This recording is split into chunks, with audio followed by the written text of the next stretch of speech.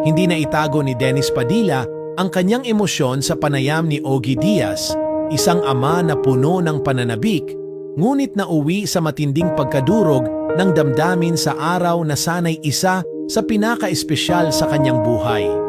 Sa wakas, nagsalita na siya.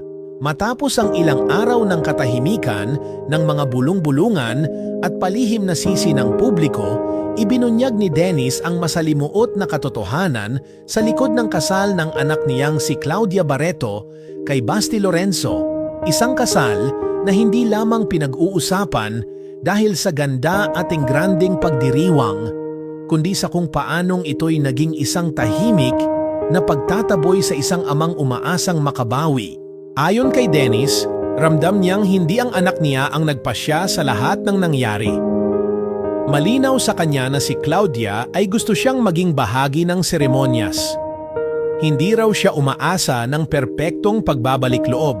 Ngunit sa mga naging pag-uusap nila ng kanyang mga anak, sina Claudia, Julia, Leon, at pati si Basti, tila may sinag ng pag-asa.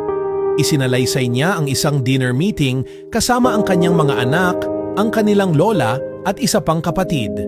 Sa pagkakatanda niya, unang nagtipon ang magkakapatid at siya, at pagkatapos ng 45 minuto ay sumunod si Basti.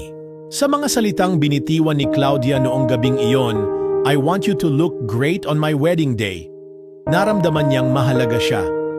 Sa damdamin ng isang amang ilang beses nang itinaboy sa buhay ng kanyang mga anak, ang simpleng pangungusap na iyon ay sapat na para akalaing sa wakas kasama na siya sa kwento. Ngunit dumating ang araw ng kasal at doon niya unti-unting naramdaman ang paglamig ng katotohanan. Habang siya'y abalang naghahanda, isang tawag ang natanggap niya mula kay Claudia, isang tawag na parang yelo sa kanyang dibdib. "Papa, hindi na matutuloy ang kasal." Gulat, tahimik. Nagtanong siya, bakit? Ang sagot ni Claudia, "Parang hindi ko maramdaman yung excitement ni Basti for the last 1 week." Bilang isang ama, hindi siya nagpilit. Sa halip, sinabi niyang, "Okay anak, kung di ka sigurado, huwag kang magpakasal." Isang payo ng ama na walang ibang intensyon, kundi protektahan ang anak mula sa posibleng pagkakamali. Ngunit ilang oras lang ang lumipas, tumawag ulit si Claudia.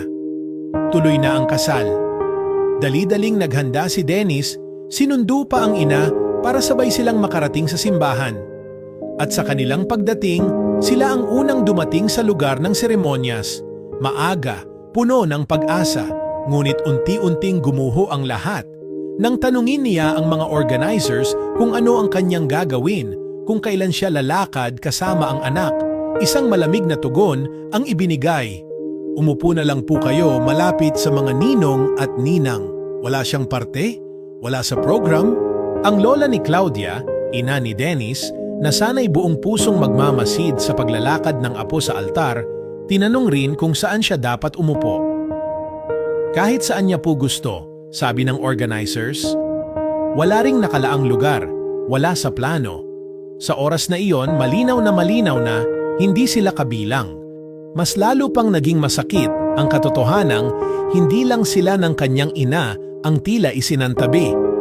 Hindi rin inimbitahan sina Claudine at Gretchen Barreto, dalawang mahalagang tao sa buhay ng kanyang mga anak, lalo na si Claudine na halos itinuring ng ina ni na Claudia, Julia at Leon. Ayon kay Dennis, si Claudine ay nagmakaawa pa sana na maimbitahan. Isa siyang tapat na tita, isang taong naging kanlungan ng kanyang mga anak sa maraming pagkakataon. Pero hindi siya pinayagan, hindi siya isinama. Wala ni isang imbitasyon. Sa gitna ng lahat ng ito, sinabihan pa ni Dennis si Claudine, "Kahit hindi ka invited, pumunta ka na lang. Tumabi ka sa akin. Ako bahala sa'yo." Ngunit sa huli, mabuti na raw at hindi na rin ito dumalo. Dahil kung paano siya itinuring noong araw na iyon, ay baka mas masakit pa sa panig ni Claudine. Hindi ito kwento ng isang amang perfect. Hindi ito kwento ng isang ama na walang pagkukulang. Pero ito ay kwento ng isang ama na umaasa pa rin, na kahit minsan sa buhay ng anak niya, maipapakita niyang nariyan siya. Ngunit sa harap ng altar, sa harap ng mga bisita, At sa mismong simbahan kung saan inaasahan niyang mailalakad niya ang anak niya sa altar, isa lang siyang panauhin. Isa lang siyang pangalan sa listahan ng mga puwedeng pumasok. At sa araw na iyon, habang ang mga kamera ay nakatutok sa bride at groom, habang ang mga bisita ay napapaluha sa seremonya, isang ama ang tahimik na lumuluha sa kanyang kinauupuan, hindi dahil sa saya, kundi dahil sa pait ng hindi pagkakasama.